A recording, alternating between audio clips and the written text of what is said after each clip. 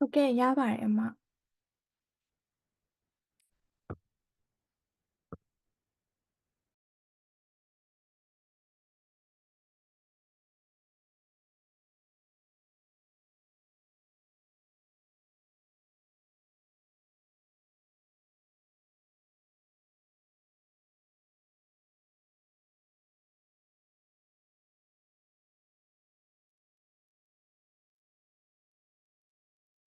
Hello sorry ပါเนาะကျွန်တော် screen လေးတစ်ချက်ပြန်ပြီးတော့ share ပေးပါမယ် ဟုတ်ကဲ့ပါအမ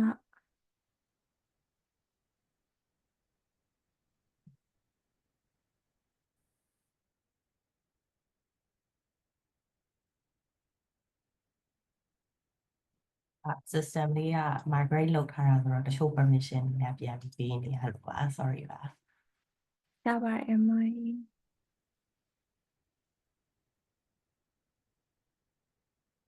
ဟုတ်ကဲ့မြင်ရတယ်အမအမ screen ဟုတ်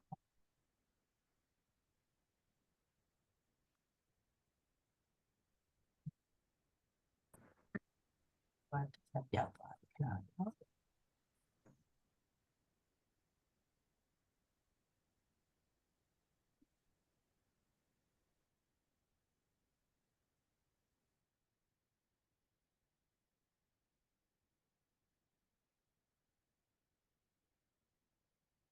screen မြင်ရတယ်ထင်တယ်နော် ဟုတ်ကဲ့အမညီမမြင်ရပါတယ် Okay sorry ပါ technical issues တွေနည်းနည်းရှိသွားတာတောင်းပန်ပါတယ်ဒီနေ့ကျွန်မပြောမယ့် topic ကတော့ responsible AI journey ပေါ့နော်အဲ့တော့ responsible AI journey အကြောင်းမပြောခင်မှာအရင်ကျွန်မ background လေးတစ်ချက်relevant ဖြစ်မဲ့အပိုင်းလေးနည်းနည်းတစ်ချက်ပြောချင်ပါတယ်ကျွန်မနာမည်ကတော့ဖြူမပါကျွန်မဒီ local မှာရော international မှာရော digital transformation ဒီမှာ experience designer အနေနဲ့ပါခဲ့တယ်ပေါ့နော်အဲ့တော့ကျွန်မလုပ်ခဲ့တဲ့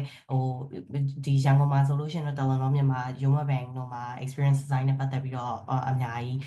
digital products တွေမှာအများကြီးလုပ်ပေးခဲ့တယ်အဲ့တော့ကျွန်တော်2022ဝန်းကျင်လောက်ကနေစပြီးတော့ consultancy ဘက်ကိုသွားတယ်တခြားဒီ Asia Pacific region တွေက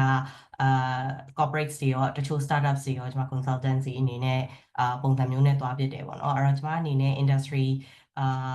experience အရာဆိုလို့ရှင်တော့ fintech နဲ့ telecom ဘက်ကိုပို့ပြီးတော့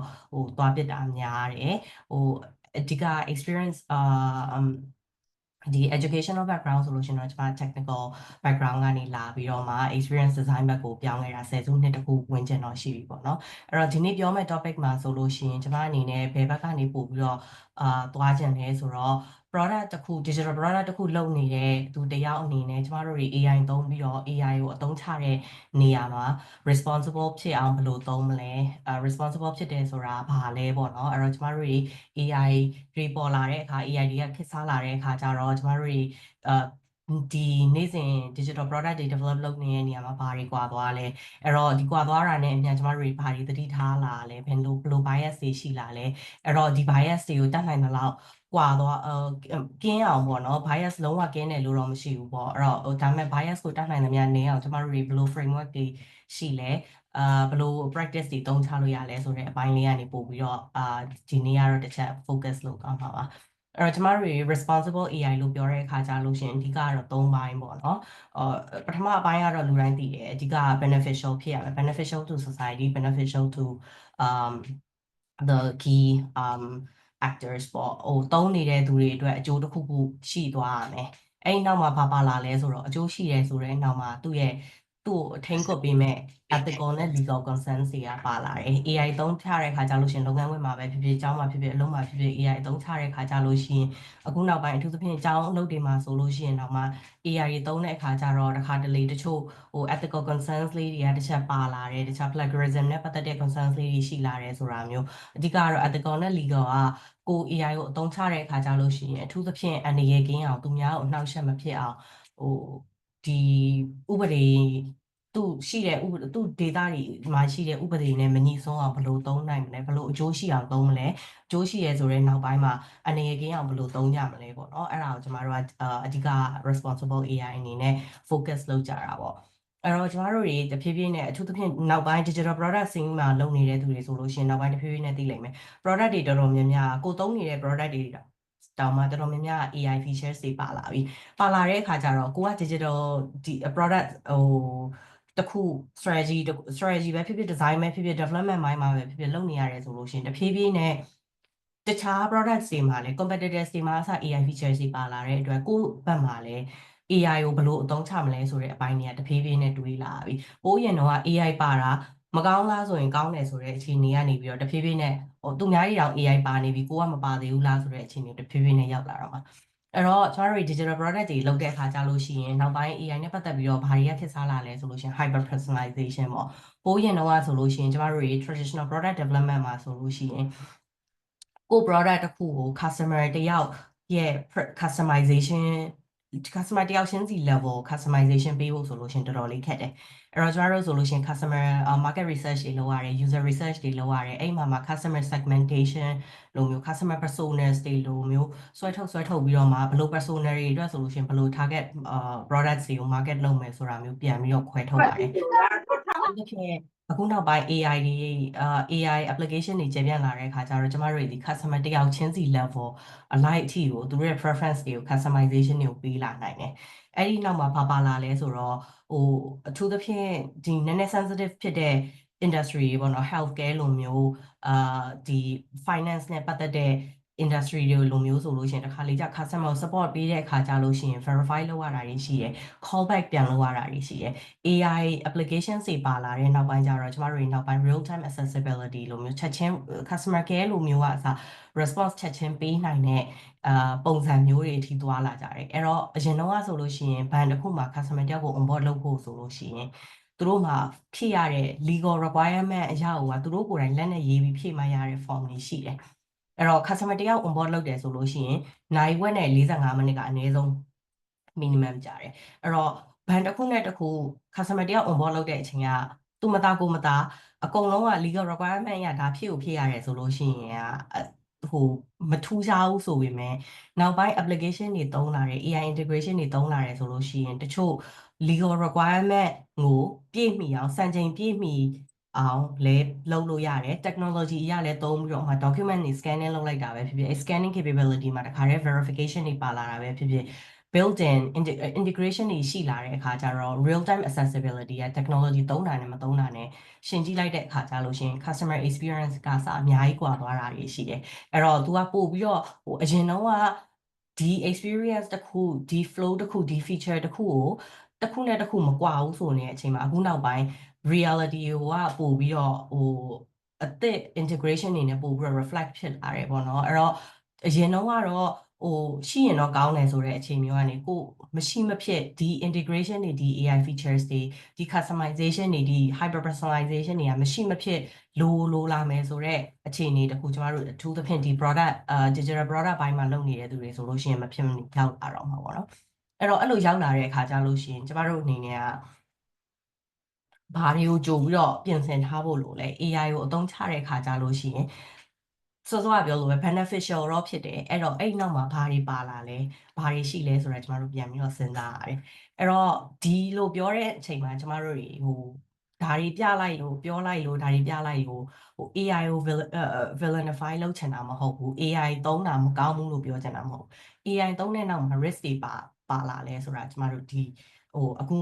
လုပ်ထားတဲ့ studies တွေအများကြီးရှိတယ် industry ပေါ်လိုက်ပြီးတော့ AI သုံးတဲ့နောက်မှာ bias ဆိုတာကျမတို့အနေနဲ့တဲ့ပြောရရင်တော့ bad light တယ်လို့ပြောလို့ရတာပေါ့နော်အဓိကကတော့ကိုကအစွဲပေါ့မြန်မာလိုရှင်းရှင်းနားလည်လွယ်အောင်ပြောရရင်တော့ဟိုးအရင်တုန်းကတည်းကကျမတို့တွေဒီဟိုးရင်တုန်းကတည်းကလောက်လာတဲ့တမရိုးကြအလုပ်တွေမှာသူတို့ကလည်းသူတို့အစွဲလေးတွေရှိတယ်အထူးသဖြင့် AI technology အရန်ထွန်းကားတဲ့နိုင်ငံတွေ experiment လုပ်ထားတဲ့နိုင်ငံတွေတော့မှဥပမာ criminal justice လိုမျိုးဆိုလို့ရှိရင်သူ့မှာ bias ကတော်တော်များများရှိတယ်ဘာလို့လဲဆိုတော့ဟိုးရင်ကတည်းက racial profiling တွေလုပ်တယ်ဘယ်လိုလူမျိုးဆိုရင်တော့ပို့ပြီးတော့ risk များတယ်ဆိုတော့ human bias လေးတွေသူတို့ခေါင်းထဲမှာအစွဲလေးတွေကရှိတယ်အဲ့တော့ဒါကိုဒီ data ပေါ်မှာ train လုပ်ထားတဲ့ AI model တွေဒီအနည်းနဲ့အများ bias တွေရှိလာမှာပဲ financial service ဆိုလို့ရှိရင်လည်းအဲ့လိုပဲလုံးချီးတယ် လွယ်ပြောရရင်တော့အဲ့လိုအခုနောက်ပိုင်းဟို credit scoring တွေလုပ်တယ်လုံးတွေချီးကြတယ်ပေါ့ချီးကြတဲ့ခါကြလို့ရှိရင်သူနေထိုင်တဲ့ neighborhood ပေါ်မှာလိုက်ပြီးတော့ bias ပါသွားတာမျိုး race ကြောင့် bias ပါသွားတာမျိုး gender ကြောင့် bias ပါသွားတာမျိုးဟိုအမျိုးသမီးတွေတောင်မှလွန်ခဲ့တဲ့နှစ်50 60တုန်းကဆို credit ကဟိုသူတို့ကိုယ်ပိုင်ကင်လို့မရတဲ့ဟိုစီမံမျိုးတွေအထူးသဖြင့်ဟိုအနောက်နိုင်ငံတွေမှာတောင်မှရှိခဲ့တယ်ပေါ့နော်အဲ့တော့အဲ့လို limited data ပေါ်မှာဟိုမှာအခြေခံပြီးတော့ existing data ပေါ်မှာ train လုပ်ထားတဲ့တချို့ model တွေသူတို့မှာအဲ့ bias လေးနည်းနည်းပါလာတယ် recruitment တို့ hiring တို့ဆိုလည်းအဲ့လိုပဲ AI filtering tools တွေဒီ gender ပေါ်မှာလိုက်ပြီးတော့ pay gap တွေရှိတာမျိုး filtering criteria တွေပါတာမျိုးရှိတယ်ဒါမျိုးတွေဒီ healthcare education အကုန်လုံးမှာအတူတူပဲသူတို့နည်းနည်းအနည်းနဲ့အများတစ်ခုနဲ့တစ်ခုဟို bias level အနည်းနဲ့အများ sensitivity ဘယ်လောက်ရှိလဲပုံမှာမူတည်ပြီးတော့ bias level အနည်းနဲ့အများပဲကွာတယ်ဒါတွေကနောက်ပြီးတော့ speculate လုပ်ထားတာမဟုတ်ဘူးအကုန်လုံးသူတို့ studies တွေလုပ်ပြီးသားအဲ့တော့ကျမတို့စောစောကပြောသလိုပဲအဓိကဒါတွေဘာလို့ပြောနေလဲဆိုလို့ရှိရင်ဟိုဒါတွေကြောင့် AI ကိုမသုံးဘူးဆိုပြီးတော့ပြောဖြစ်သွားတဲ့ direction နဲ့ကျမတို့အနေနဲ့ဘယ် industry တွေမှာ bias တွေကဘယ်လောက်ပါနိုင်လဲအဲ့တော့ဒီ bias တွေကိုကျမတို့တွေဒီအစွဲတွေကိုတတ်နိုင်တဲ့လောက်ရှေ့လျှောက်ကို data တွေကို model တွေကို train လုပ်တဲ့အခါကြလို့ရှိရင်ဘာတွေကို recognize လုပ်ပြီးတော့ဒါတွေကိုအဓိကဒါတွေကိုကြော်လွှားနိုင်ဘာတွေကြိုပြီးတော့ပြင်ဆင်ဖို့လိုလဲပေါ့နော်အဲ့တော့ဒါတွေကိုကျမတို့တွေအများကြီးထည့်ပြီးတော့စဉ်းစားလာရတယ်အဲ့တော့ဟိုကျမတို့တွေအဓိက ethical ပေါ့နော် ethical ဆိုတာကတော့ AI အသုံးပြုတဲ့အခါကြလို့ရှိရင်လူကျင့်ဝတ်နဲ့ညီအောင်ပေါ့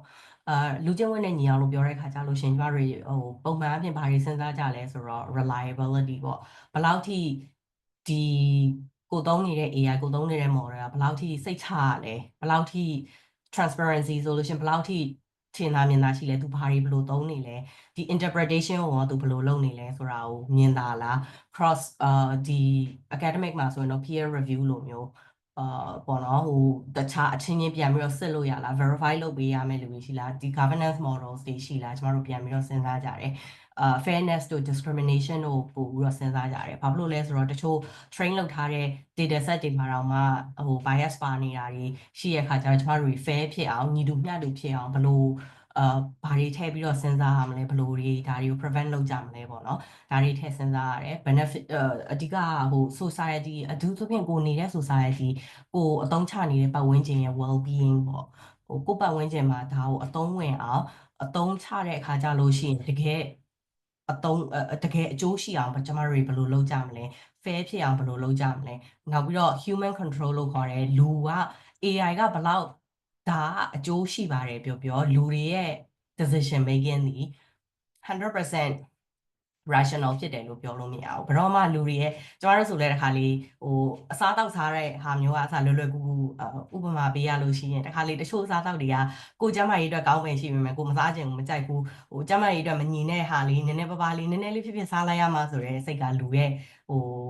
သဘာဝ哦အဲ့တော့ AI ကဘယ်လောက်ထိကောင်းပါတယ်ဘယ်လောက်ထိအကျိုးရှိပါတယ်ဆိုတဲ့ recommendation ပဲဖြစ်ဖြစ်နောက်ဆုံးတော့ဟိုဘယ်လိုပြောမလဲ human oversight human control ပေါ့နော်သူရဲ့နောက်ဆုံး decision ကိုလူကဆုံးဖြတ်ချက်ချနိုင်တဲ့ level ဖြစ်အောင်ကိုကသူတို့ဘက်ကိုဒီ autonomy ပေးထားတယ်ပေါ့ဒါတွေကဟိုအကြမ်းမြင်အဖြစ်ဟို ethical consideration နဲ့ပတ်သက်လို့ရှိရင်ဘာတွေထည့်ပြီးတော့စဉ်းစားကြလဲဆိုတာကိုကျမတို့အရင်ဆုံး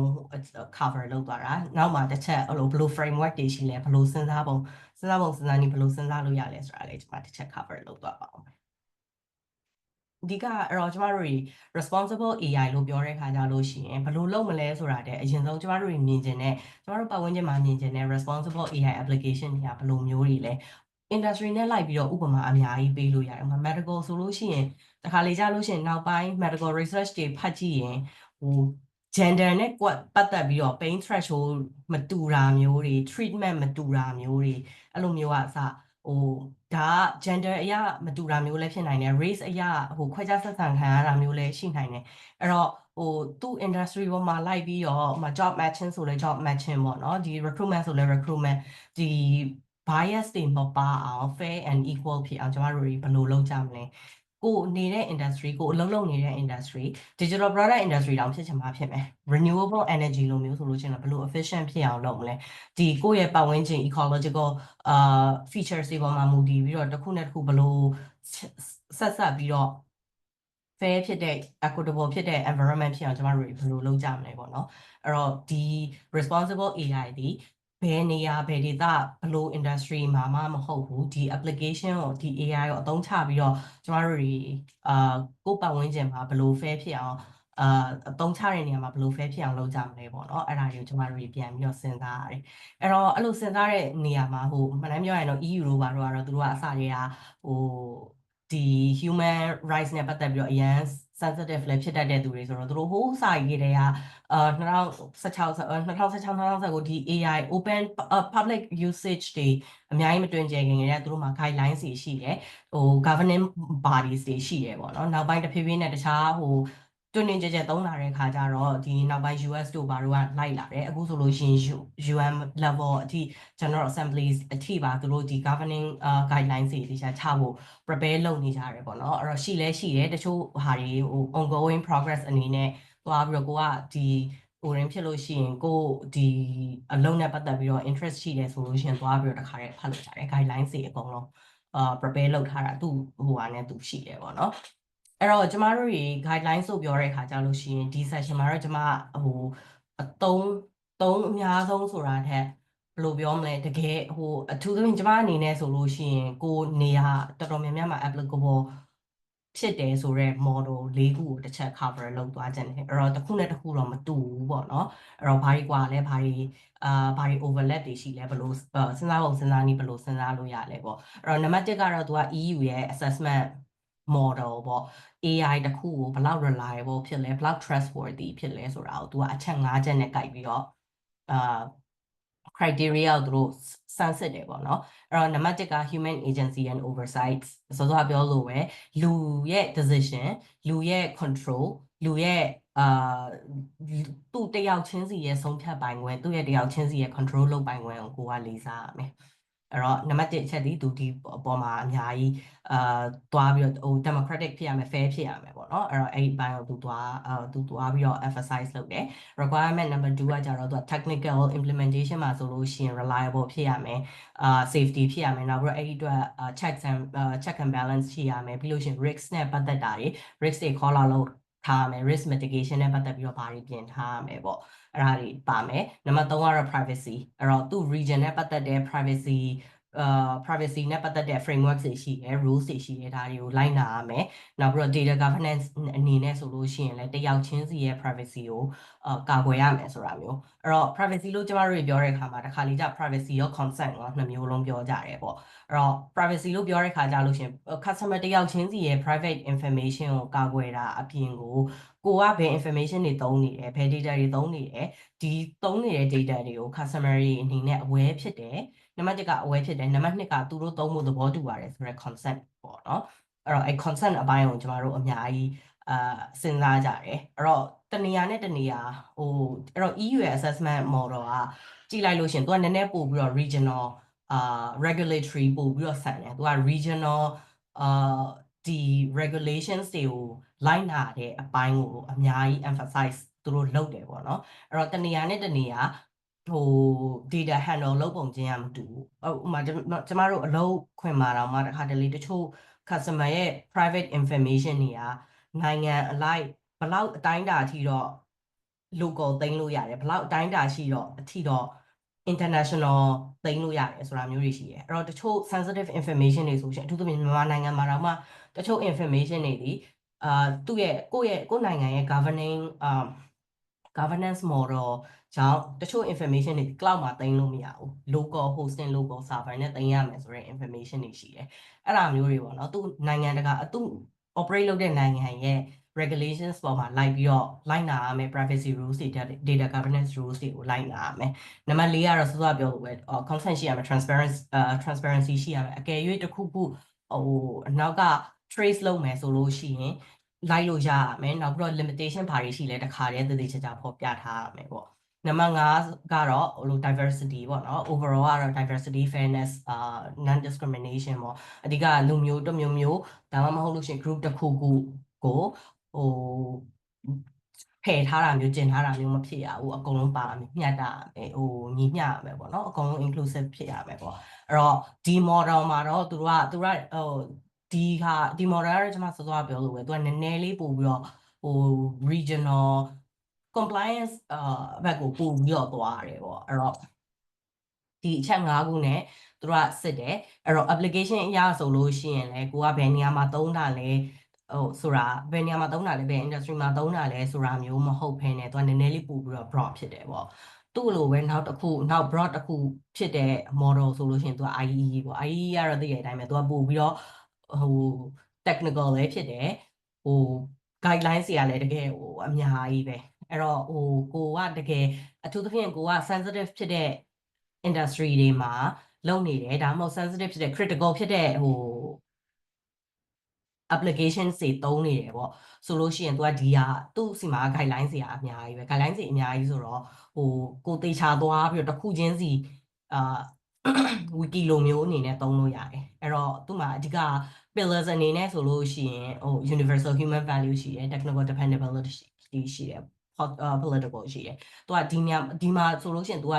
ကျွန်မအနေနဲ့သတိထားမိတာတခုဆိုရင်ဘာတွေတော်တော်များများ emphasize လုပ်သွားလဲဆိုတော့ human value တွေနောက်ပြီးတော့ well being နဲ့ပတ်သက်တဲ့အပိုင်းတွေ तू တော်တော်လေး emphasize လုပ်တယ်။ ethics အဓိကစောစောကပြောတော့သွားတယ် society ကိုအကျိုးရှိစေရမယ်အကျိုးရှိအောင်ဘာတွေသတိထားမလဲပေါ့နော်အဲ့လိုအကျိုးရှိအောင်ဘယ်လိုသုံးမလဲဆိုတော့ application ဘိုင်းကိုသူတော်တော်လေး emphasize လုပ်တယ်အဲ့တော့ဒါတွေကဒီ model ကတော့သူကအများလဲများတယ်ကျယ်လဲကျယ်ပြန့်တယ်နောက်ပြီးတော့နည်းနည်း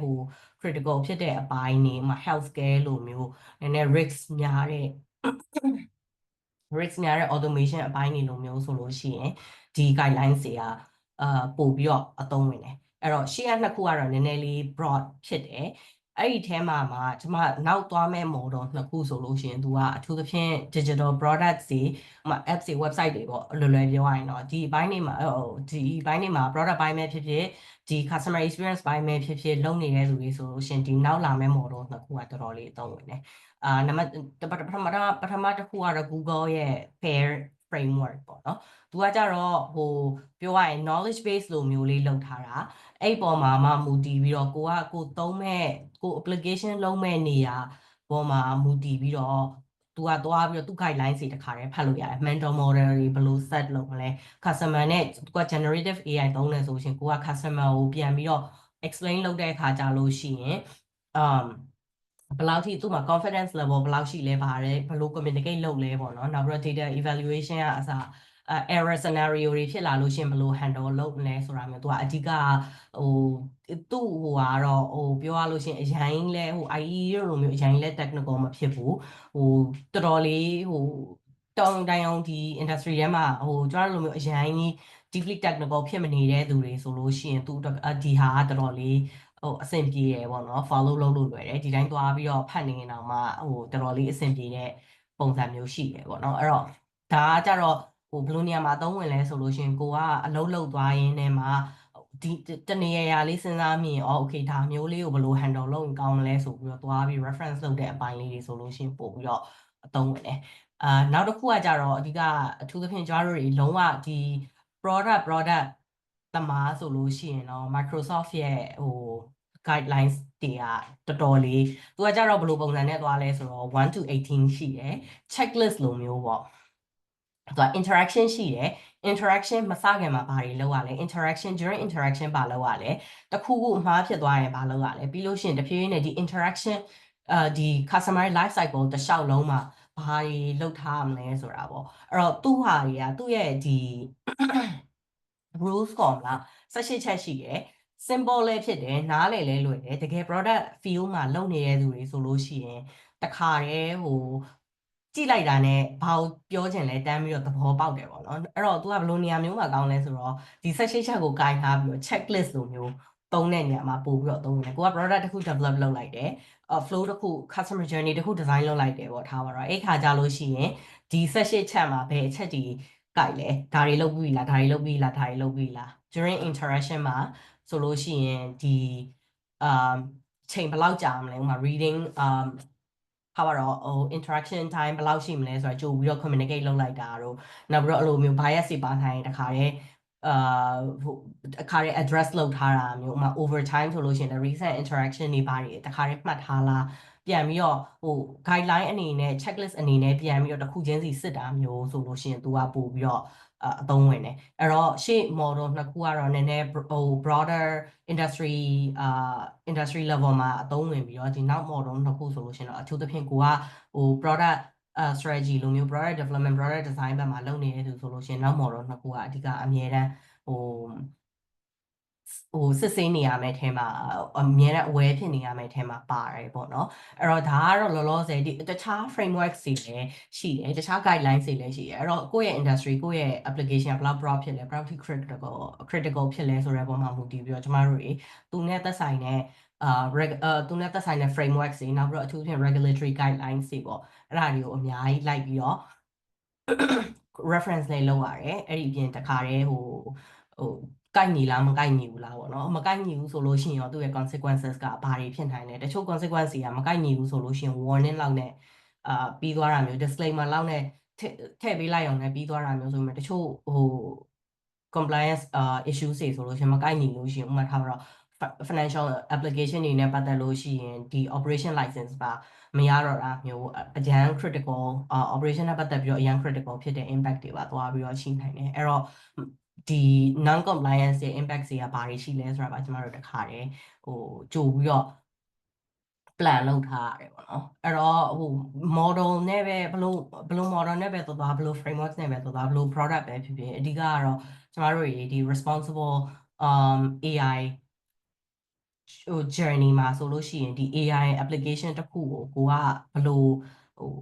responsible ဖြစ်အောင်သုံးမလဲပေါ့နော်အဲ့တော့အဓိကကျမအနေနဲ့ဆိုရင်တော့တချို့dimension တော်တော်များများကြည့်ရနံပါတ်1ကတော့အဓိကကိုက stakeholders တွေနဲ့စပြီးတော့ product တစ်ခု service တစ်ခု customer journey တစ်ခုကိုစပြီးတော့အလုပ်လုပ်ပြီးဆိုကြတဲ့ကို interact လုပ်တဲ့ stakeholders တွေမှာပါဘယ်လောက်ထိ inclusive ဖြစ်လဲပေါ့နော်အထူးသဖြင့် international application ရှိတဲ့ product တွေမျိုးဆိုလို့ရှိရင်ဒီကိုစပြီးတော့ stakeholder engage လုပ်ခတဲ့က diverse ဖြစ်မနေဘူးဆိုလို့ရှိရင်တချို့ cultural nuance လေးတွေregional နဲ့ပတ်သက်တဲ့ဟာလေးတွေကrisk လေးတချို့ဟာလေးလွတ်သွားတတ်တာမျိုးရှိတယ်အဲ့တော့နောက်ပိုင်းမှာကို product တကယ် develop လုပ်တဲ့အချိန်ကျမှပါလာပြီဆိုလို့ရှိရင်ဒါတွေကအများကြီးပြန်ပြီးတော့ trace လုပ်ဖို့မလွယ်ဘူးပေါ့နော်အဲ့တော့အစတွေကကိုက stakeholder engagement လုပ်ခတဲ့ကကို product ပေါ်မှာမူတည်ပြီးတော့ကိုယ့်ရဲ့ကိုစကားပြောနေတဲ့ stakeholder တွေကဘယ်လောက်ထိ diverse ဖြစ်လဲဘယ်လောက်ထိလူနဲ့ပဲစုံလဲပေါ့နော်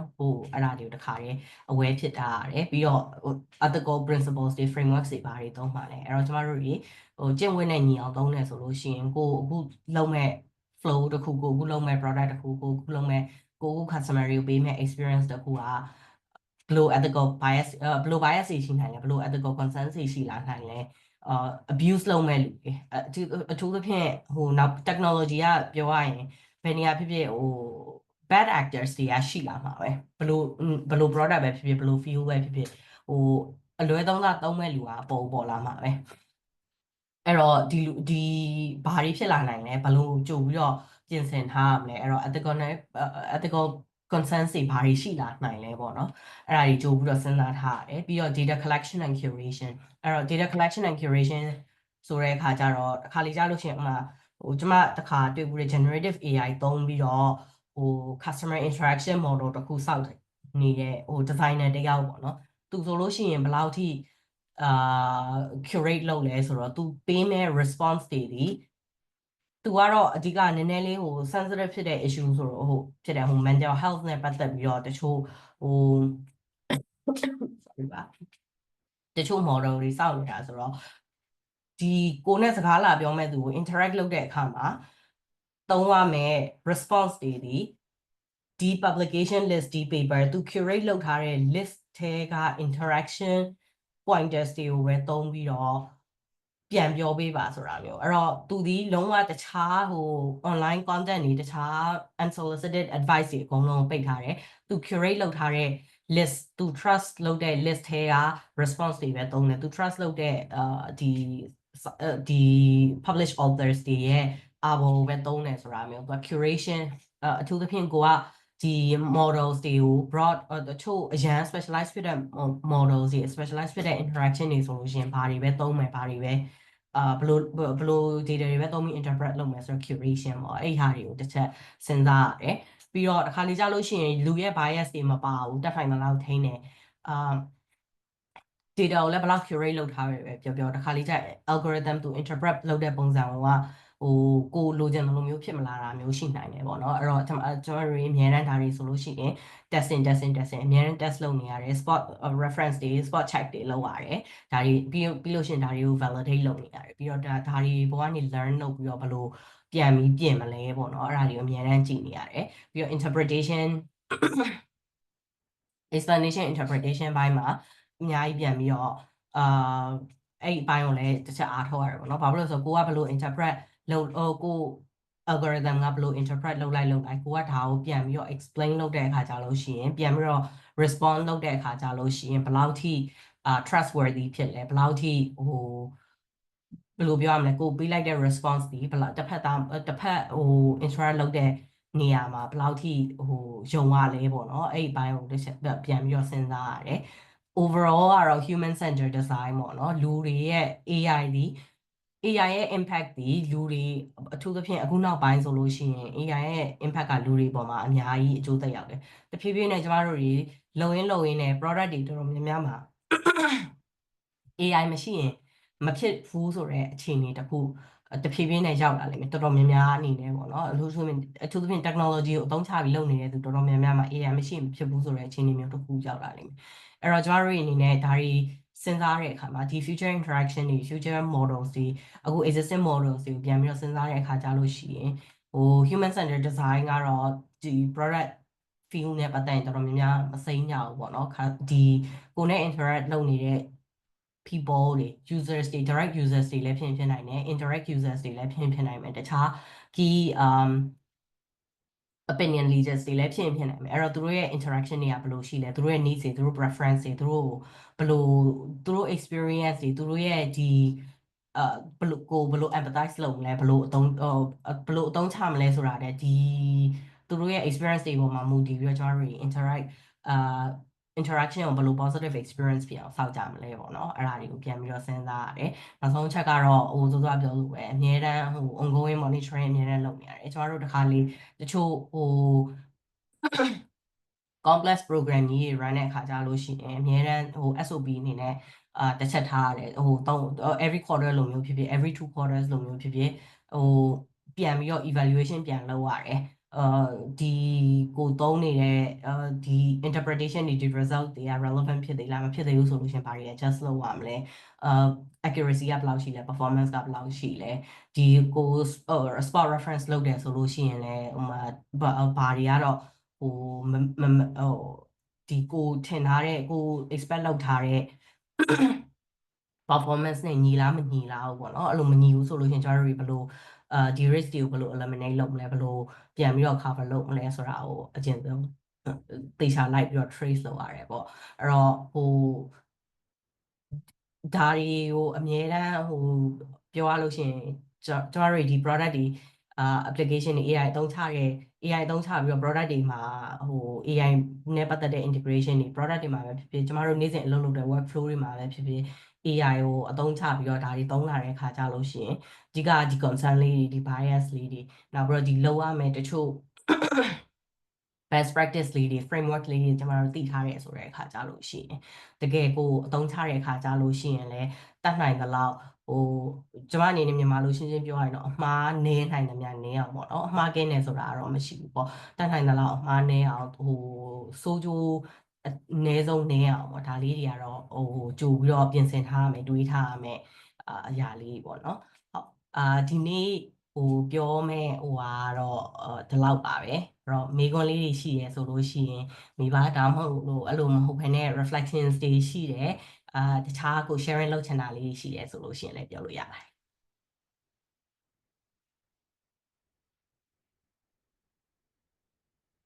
အားလုံးပဲမေးချင်တာလေးရှိရဆိုရင်ကင်မရာပဲဖွင့်တာပဲဖြစ်ဖြစ် mic ဖွင့်တာပဲဖြစ်ဖြစ်ပေါ့နော်မေးလို့ရပါတယ်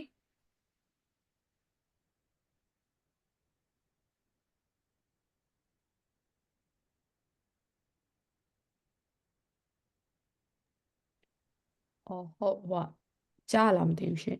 ဟုတ်ကဲ့ကြားပါရှင် ဟုတ်ကဲ့အမဟုတ်အမpresentation ဟုတ်ကောင်းနားထောင်လိုက်ရပါတယ်ကျေးဇူးတင်ပါတယ်အမဟုတ်လေညီမသိချင်တဲ့တစ်ချက်ကလေအမအဲ့ဒီမှာပေါ့နော်တခု point out လုပ်သွားတာကအဲ့ဒီ mental health နဲ့ပတ်သက်ပြီးတော့ဒီ AI system တစ်ခုတည်ဆောက်တဲ့အခါမှာပေါ့နော်အဲ့ဒီကဒီ develop လုပ်တဲ့တယောက်ကဒီသူယူခြင်းတဲ့ source ပေါ့နော်အဲ့ source ကဟာပဲသူ curate လုပ်ပြီးတော့သူဒီ answer ကိုပြန်ထုတ်ပေးရပေါ့နော်မှာအဲ့လိုမျိုးမှာလေဟိုညီမသိချင်တာလေအဲ့ဒီကိုယူထားတဲ့ source ကလေအမြဲဘယ်လောက်ထိခိုင်မာမှုရှိလဲပေါ့နော်ဘယ်လောက်ထိခိုင်မာမှုရှိလဲဆိုတာဒီလိုပေါ့နော်ဥပမာဒီတစ်နှစ်အတွင်းမှာတော့ကိုယူထားတဲ့ source ကvalid ကိုယူထားတဲ့ source ကတော့ valid ဖြစ်တဲ့ information ကိုပေးနိုင်မယ်ပေါ့နော်ဒါပေမဲ့အဲ့လိုမျိုး overtime period တစ်ခုကြာသွားလို့ရှိရင်အဲ့ဒါ valid ဖြစ်မဖြစ်ပေါ့နော်ပြီးတော့အဲ့ဒီရဲ့ result က fair ဖြစ်မဖြစ်ကကြတော့ညီမတို့ဘယ်လိုမျိုး assessment လုပ်သင့်လဲပေါ့နော်ဟုတ် ဟုတ်အဲ့ example မှာဆိုလို့ရှိရင် तू ကतू ပြောသွားတာလေးထဲမှာအမတော်တော်လေးစိတ်ဝင်စားစရာကောင်းတာသူ့အနေနဲ့ဆိုလို့ရှိရင်အမြဲတမ်း human interaction ဒီနံပါတ်1လူတစ်ယောက်ယောက်ကဥပမာ तू ကအဓိက application အနေနဲ့ထုတ်တာဆိုတော့လူတစ်ယောက်ယောက်က mental health နဲ့ပတ်သက်ပြီးတော့အထူးဖြင့် mental health လိုမျိုးကနည်းနည်း sensitive ဖြစ်တယ်လေနော်အဲ့တော့ဖြစ်တဲ့ခါကျတော့ तू တခုခုလူတစ်ယောက်ယောက်နဲ့စကားအရန်ပြောဖို့လိုနေပြီဆိုရှင်နံပါတ်1 priority ဒီ always to connect him directly to the therapist အဲ့ဒါသူ့ရဲ့ number 1 priority အဲ့တော့ तू ကဒီ interaction model ကိုဘယ်လိုအနေနဲ့သုံးထားလဲဆိုတော့လုံးဝ fail safe အနေနဲ့သုံးထားတာလုံးဝ therapist တစ်ယောက်ယောက်နဲ့လုံးဝ connect လုပ်လို့မရနိုင်ဘူးဒီလူကလည်းတကယ်ကို critical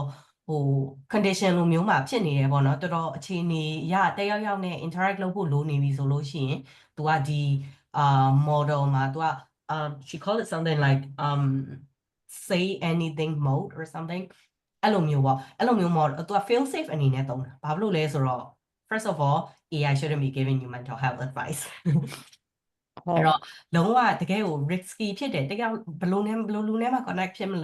လုပ်လို့မရနိုင်ဘူးဆိုတဲ့အခြေအနေမှာသုံးတယ်နံပါတ်1ကအဲ့တော့နံပါတ်2က तू က source လို့ပြောတဲ့အခါကြလို့ရှိရင် तू trust လုပ်တဲ့ तू ကစာအုပ်တောင်မဟုတ်ဘူး academic journals တွေ academic publications တွေလုံးဝနံပါတ်1 research လုပ်ထားတယ်နံပါတ်2 peer review လုပ်ထားတယ်နောက်ပြီးတော့နည်းနည်း timeless ဖြစ်တဲ့ဟာတွေပေါ့နော်အဲ့လိုတချို့mental model တွေတချို့ဒီဘယ်လိုပြောမလဲpsychology နဲ့ပတ်သက်တဲ့ source တွေကသူကိုယ်တိုင်လည်း psychologist အဲ့တော့သူကိုယ်တိုင် subject matter expert ဖြစ်တယ်အဲ့တော့ဘယ် source တွေက reliable ဖြစ်တယ်ဘာတွေကတော့ reliable မဖြစ်ဘူးဆိုတာ तू ကအဓိကသိရပေါ့နော်အဲ့ဒါကြောင့်သူကပြောရတဲ့မှာလည်းပါတယ်အဓိက human autonomy ကိုကျမတို့မေ့ထားလို့မရဘူးအမြဲတမ်း subject matter expert တစ်ယောက်ယောက်ရဲ့အခုညီကပါတယ်ဒါကဒီ field မှမဟုတ်ဘယ် field ပဲဖြစ်ဖြစ်ပေါ့နော်ကျမတို့ဒီ AI interaction တွေစောက်တဲ့အခါကြာလို့ရှိရင်ဒီ subject matter ကျွမ်းကျင်တဲ့သူဒီ field နဲ့ပတ်သက်ပြီးတော့ကျွမ်းကျင်တဲ့သူတစ်ယောက်ယောက်ကအမြဲတမ်းဒါကို test လုပ်နေရတယ်အမြဲတမ်းစမ်းနေရတယ်ပေါ့အဲ့တော့ sorry သူကိုယ်တိုင်ကဒီ interaction designer ဆိုပေမဲ့ဒီ field နဲ့ပတ်သက်ပြီးတော့ तू က experience ရှိတဲ့အခါကျတော့ तू ကိုယ်တိုင်လည်းဒါကိုစမ်းသပ်နေလို့ तू response တစ်ခုခု response တွေ तू မျိုးစုံစမ်းသပ်လို့ तू တချို့ဟာတွေမကြိုက်ဘူးဆိုလို့ရှိရင်ဒီ curation list ကို तू ကပြန်ပြီးတော့ပြင်တယ်အဲ့တော့ तू ကစောစောကကျွန်တော်ပြောရတဲ့အဲမှာလည်းပါတယ်monitoring rigorous monitoring ကအများအားလုပ်နေရတာပေါ့နော်အဲ့တော့အဓိကsource နံပါတ်1ကကျွန်မအနေနဲ့ပြောရလို့ရှိရင်နံပါတ်1က curation ကအရေးကြီးတယ်ပေါ့နော်ဘယ်လို source တွေကသုံးမှာလဲ source တွေဆိုလို့ရှိရင်လည်းစောစောကညီမပြောရလို့ပဲဒီ source တွေကရောဘယ်လောက်ထိ timeless ဖြစ်လဲပေါ့နော်အရန်အချိန်နဲ့ပတ်သက်ပြီးတော့ပြောင်းနေတာမျိုးဆိုလို့ရှိရင် maybe it's not a good source for the curation အဲ့ဒါမျိုးတွေပေါ့အဲ့တော့ဒီနံပါတ်1ကတော့ curation ကအရေးကြီးတယ်နံပါတ်2ကကျတော့rigorous monitoring and testing ပေါ့နော်အများအား test လုပ်နေရတယ်အများအားဒီ response တွေကိုကြည့်နေရတယ်အထူးသဖြင့်ကိုယ့်ရဲ့ interaction ကိုယ့်ရဲ့ model တွေက sensitive ဖြစ်တယ်ဆိုလို့ရှိရင်ဒါတွေကအများကြီးmonitoring ကပို့ပြီးတော့ frequency ပိုများရင်များမယ်ပေါ့အဲ့လိုပုံစံမျိုးနဲ့တွားကြတာဟုတ်ကျေးဇူးတင်ပါတယ်ပါ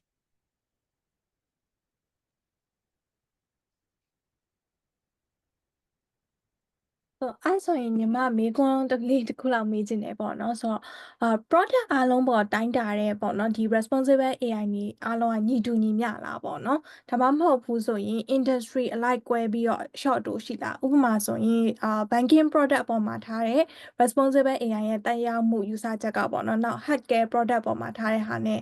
တူတူပဲလားပေါ့ကွာခြားချက်လေးရှိလားပေါ့အဲ့ဒါလေးသိချင်ပါတယ်မှာကွာခြားချက် ကျွေးတူတာမတူတာတဲ့ကျွန်မအနေနဲ့ကတော့broadly apply ဘယ် industry မှာပဲဖြစ်ဖြစ် broadly apply ဖြစ်တဲ့အပိုင်းတွေတော့ရှိရပေါ့နော်စောစောပြောသွားသလိုပဲတချို့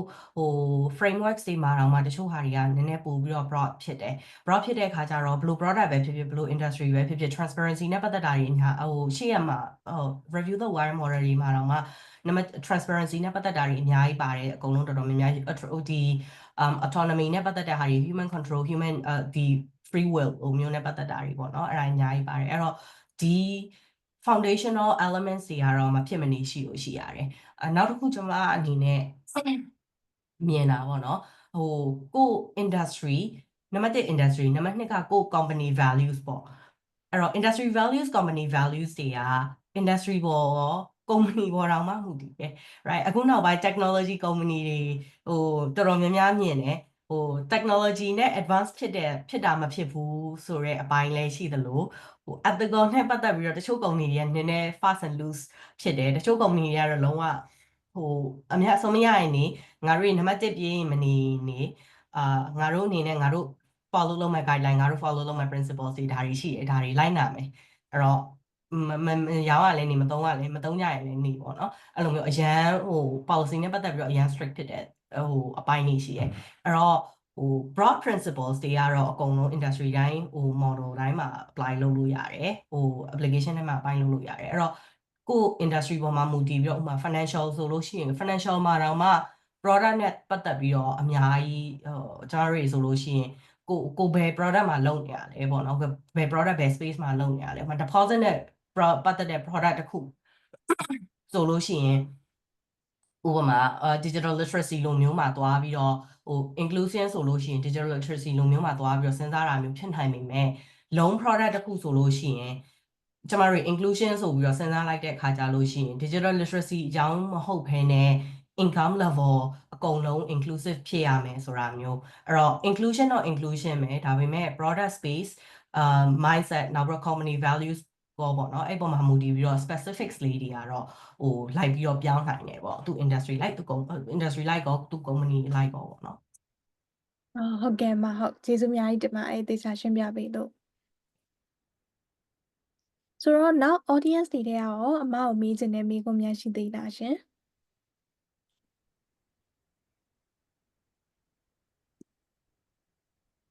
ဟုတ်အမညီမနောက်ထပ်မေးခွန်းလေးတစ်ချက်လောက်မေးချင်လို့ဟုတ်အမဟိုလေအကဲအဲ့မော်နော်အဲ့လုံးချီရဲ့ကိစ္စနဲ့ပတ်သက်ပြီးတော့ညီမတို့ကအမရဲ့အခု AI နဲ့ညီမတို့က train တဲ့ data ပေါ့နော် data train တဲ့အခါမှာအဲ့ data ကbias ဖြစ်နေတယ်ဆိုလို့ရှိရင်နောက်ပိုင်းညီမတို့အဲ့ bias ဖြစ်နေတဲ့ data နဲ့ညီမတို့က model ကို train တယ်အဲ့ model ကနေပြီးတော့ချပေးလိုက်တဲ့ decision ကလည်း still bias ပဲဖြစ်နေမှာပေါ့နော်အမအဲ့ဒါ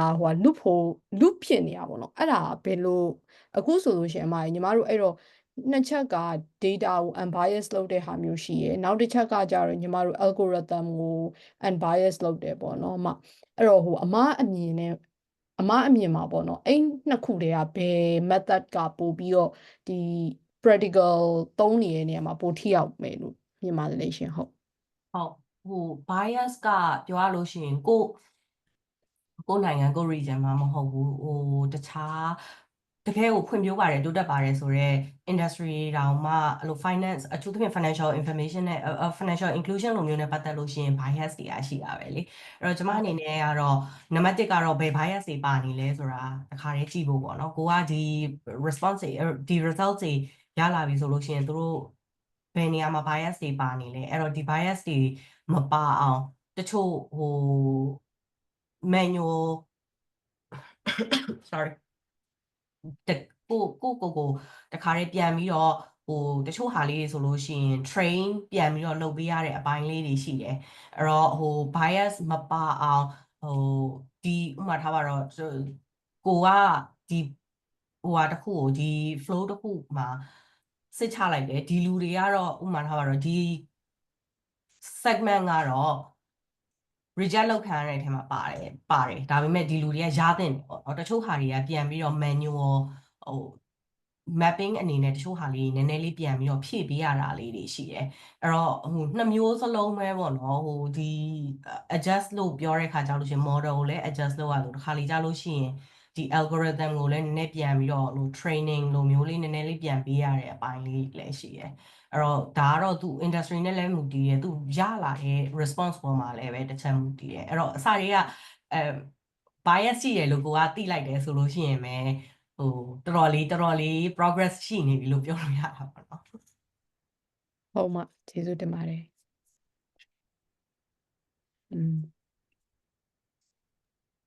နောက်တစ်ယောက်လေးညီမလေးမီနွန်ထော်မောက raise hand လုပ်ထားလို့ညီမလေးမေးစရာမေးခွန်းများရှိလားမသိဘူးဟုတ်ကဲ့ကျေးဇူးများတင်ပါတယ်အမ presentation ကိုနားထောင်လိုက်ရတဲ့ညီမအများကြီးမြင်သွားတာပေါ့ညီမကြတော့မေးခွန်းနှစ်ခုရှိတယ်ပထမညီမကိုယ်တိုင်ကဒီ education ပိုင်းမှာလုပ်နေတဲ့လူပေါ့နော်ပြီးတော့ဒီညီမအခုလုပ်နေတဲ့တက္ကသိုလ်ဆိုရင်တို့ကြတော့ဒီ exam ကိုfocus ထားတာပေါ့60% လောက်က exam နဲ့အမှတ်ကပေးနေဆိုတော့ဒါပေမဲ့ကျောင်းသားတွေ exam ဖြေတိုင်းအမှတ်တွေဘယ်လိုပြောမလဲအမှတ်ပြည့်နီးပါးရကြတယ်ဒါပေမဲ့တကယ်လက်တွေ့မှာကြတော့အဲ့လိုမျိုးမဟုတ်ဘူးပေါ့အကယ်၍ညီမတို့ကထားလိုက်ပါတော့ဒီ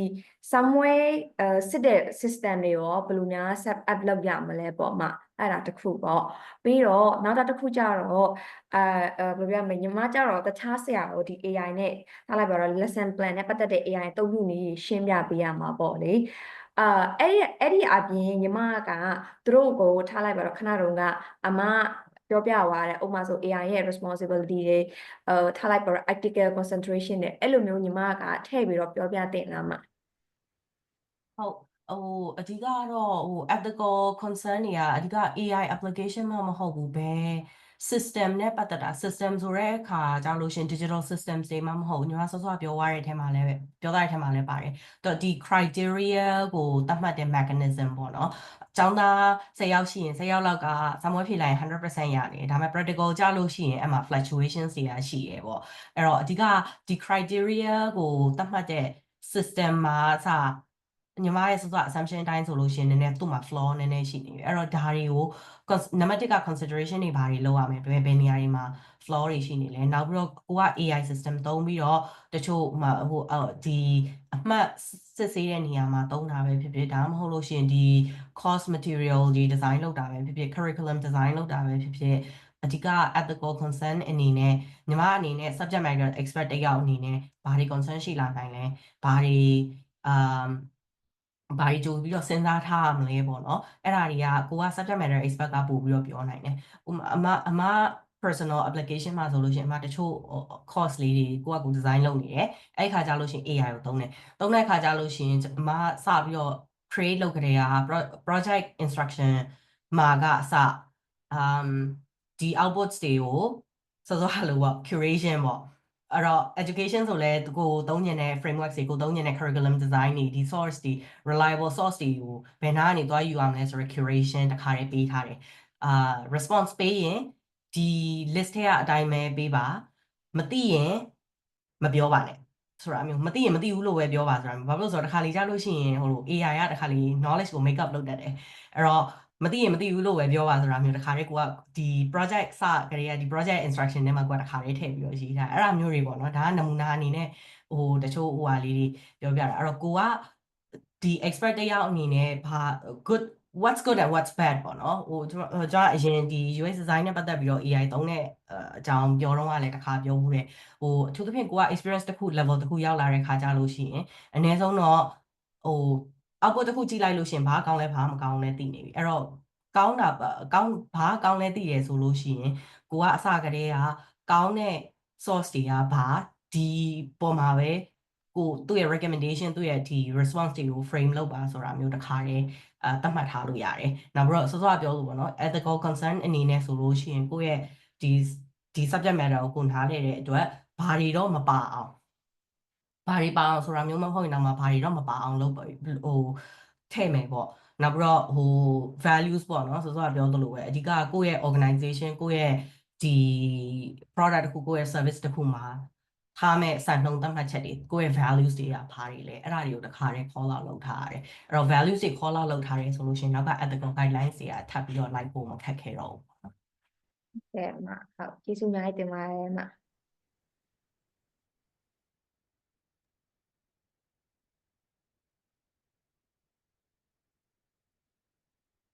ခုလိုမျိုး knowledge sharing လုပ်ပေးရဲ့အမကိုကျေးဇူးအများကြီးတင်ပါတယ်ဆိုတော့ညီမတို့နောက်ဆုံး question လေးများရှိသေးလားမသိဘူးရှင်โอเคအကယ်လို့မရှိတော့ဘူးဆိုရင်အကယ်လို့အမကိုနောက်မှထပ်မေးချင်တယ်ဆိုရင်လည်းကျမတို့ Women AI မြန်မာရဲ့ Facebook page ကိုဆက်သွယ်ပြီးတော့မေးခွန်းမေးထားလို့ရပါတယ်ဆိုရင်တော့ကျမတို့ကထပ်ပြီးတော့အမကိုပြန်လည်ဆက်သွယ်ပြီးတော့မေးပေးမှာဖြစ်ပါတယ်ဆိုတော့နောက်တစ်ခုကဒီနေ့